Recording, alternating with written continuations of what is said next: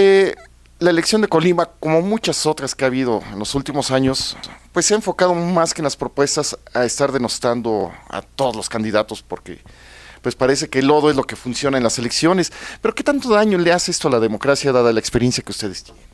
Bueno, como árbitros electorales nosotros estamos abocados a organizar la elección y buscar que en términos técnicos y organizativos se llegue a buen puerto.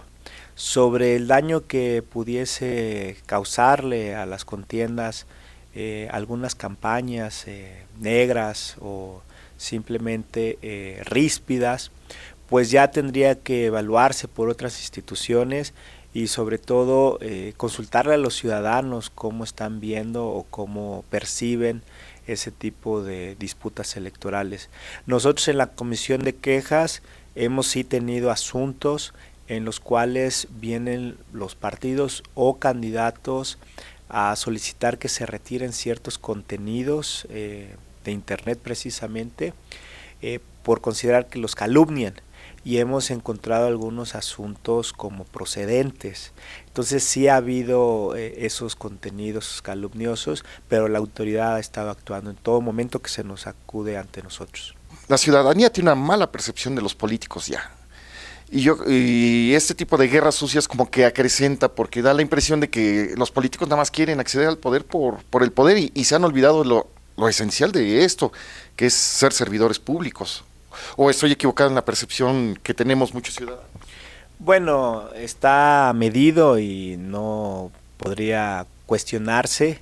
que estamos viviendo en un déficit de confianza hacia la clase política en general, hacia las instituciones. Incluso el INE lamentablemente no está exento de esa desconfianza de los ciudadanos. Yo en lo personal sí sostengo que las campañas que se basan en confrontaciones fuertes, incluso difamatorias, denigrantes, que tal cual no están ya prohibidas, solo la calumnia. Es decir, en términos jurídico-electorales, lo que está prohibido es la atribución de hechos o delitos falsos. Pero sí se puede criticar fuertemente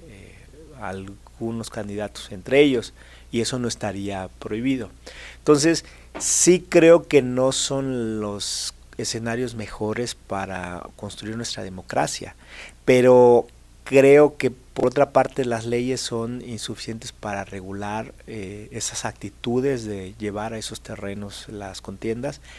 y debe ser el cambio o transitar a mejores campañas de propuestas,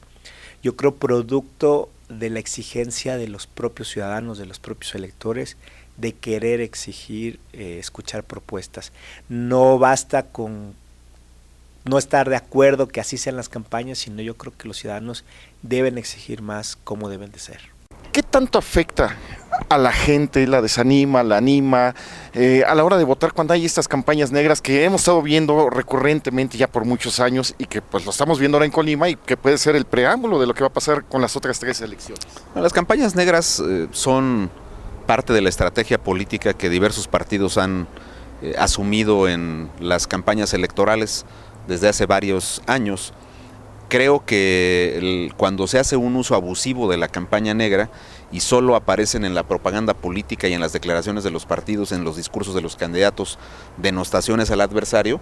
se hacen un favor mínimo los propios partidos, porque los ciudadanos han venido estableciendo con claridad que quieren oír las propuestas, que quieren oír las ofertas específicas en el ámbito legislativo y de gobierno que los partidos políticos tienen. Creo que la gente también ha mencionado en varias ocasiones, hay algunas encuestas hechas por las autoridades en el sentido de que les parecería que el tiempo de radio y televisión que se utiliza para los mensajes de los partidos pudiera ser aprovechado para una confrontación de argumentos, de propuestas para gobernar, para legislar en los municipios, en los estados de la República y obviamente cuando hay elecciones de carácter federal. Así que en mi opinión, siendo, válido que durante un proceso electoral pudiera haber campañas de contraste, no se tienen que llevar al exceso ni tampoco a la denostación de las personas o usar la denostación de las personas como un argumento único para desahogar una campaña electoral. Creo que habrá que revisar con mucho cuidado casos que han ocurrido en el pasado. Pienso en la última elección de gobernador de Baja California y lo que ahora concretamente está pasando en la campaña de la elección extraordinaria del estado de Colima. Entonces, para las demás elecciones que vienen, van a hacer un exhorto, platicarían ustedes con los partidos políticos. ¿Qué es lo que podría proponer el INE? Pues para hacer este cambio, ¿no?, que piden los ciudadanos, que de por sí los partidos políticos están pues muy desgastados ante la sociedad. Bueno, la base legal y los criterios que ha establecido la Corte, así como el Tribunal Electoral, le dan a los partidos mayor libertad para poder usar estas campañas de contraste que algunos le llaman, otros le llaman campañas negras, pero en mi opinión, la autoridad electoral tiene la responsabilidad de presentarle a las instancias partidarias cuáles son los diagnósticos sociales que va habiendo respecto de el uso de este tipo de mensajes, sobre todo cuando, insisto, la denostación, la trituración pública de una figura, de un político, de un partido político, se usa como elemento central de una campaña político-electoral. Habrá que ver qué beneficios exactos le reditúan al partido o qué saldos negativos le quedan a un partido o a un candidato cuando se hace este tipo de cuestiones, pero también creo que la autoridad electoral tiene que allegarse de mayores diagnósticos para poder presentar esa información a los partidos políticos y a los candidatos. Pues han pasado muchas campañas electorales de denostación. Vemos otra vez que se repite en Colima. Y pues la experiencia del INE, o antes IFE, o INE, es qué tanto beneficia a los candidatos, qué tanto molesta a los ciudadanos, qué tanto desalienta el voto o alienta el voto esas campañas llamadas sucias. Bueno, me parece que en este tema hay una cuestión que es importante ver. Lo que se llama las campañas sucias o las campañas de contraste o las campañas de esta naturaleza, han tenido una evolución en cuanto a su interpretación y me parece que sí es relevante. Anteriormente, antes de la reforma de 2014, se prohibía en la Constitución el que hubiese propaganda de los política o electoral en la que se denigrara a los partidos o a las instituciones o se calumniara a las personas. Y sin embargo, al momento de interpretarlo, lo que se fue haciendo desde el entonces Instituto Federal Electoral y posteriormente en el Tribunal Electoral del Poder Judicial de la Federación fue limitar esta expresión de denigrar y calumniar a únicamente calumniar, es decir, lo que se prohibiera calumniar. ¿Y por qué? Porque calumniar es imputar delitos falsamente a una persona.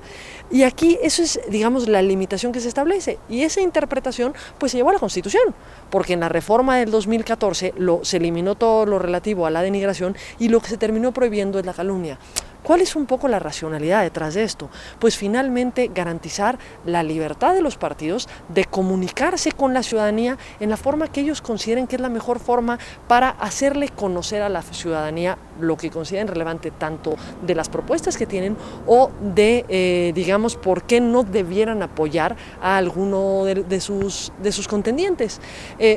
Esto me parece que en muchas ocasiones sí nos lleva a discusiones sobre asuntos que sí son de interés público. Muchas de lo que después se llaman campañas de denostación son sobre temas de corrupción, son sobre temas que tienen que ver con el ejercicio del servicio público por parte de candidatos o de precandidatos que han ejercido el servicio público de una forma que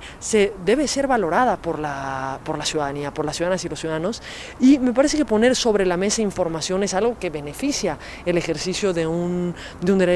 voto razonado. Claro, pues uno como ciudadano siempre probablemente prefiere escuchar también no solamente por qué el contendiente no es la persona adecuada para gobernar o para representar, sino también cuál es la propuesta de quien está formulando la crítica. Sin embargo, también creo que viene esta parte de informar sobre asuntos que son de interés público y finalmente también es el ejercicio de derechos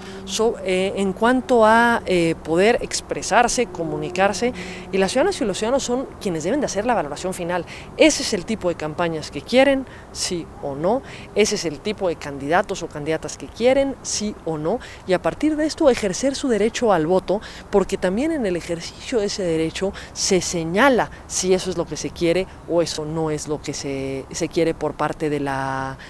ciudadanía. Y es finalmente, me parece que un tema que sí es un pendiente que sí tendríamos que buscar como sociedad fortalecer, es buscar mecanismos de comunicación que favorezcan más el contraste de ideas, la confrontación, el debate, el poder poner sobre la mesa planteamientos sobre los distintos temas que son de interés para las ciudadanas y los ciudadanos. Y aquí retomaría el ejercicio que vamos a tener el viernes próximo en el estado de Colima, en la elección a gobernador, la elección extraordinaria que se está organizando en el estado de Colima, en la que se celebrará el debate entre la candidata y los candidatos a gobernador, y que es un ejercicio que me parece debiésemos repetir todas las veces que sea posible,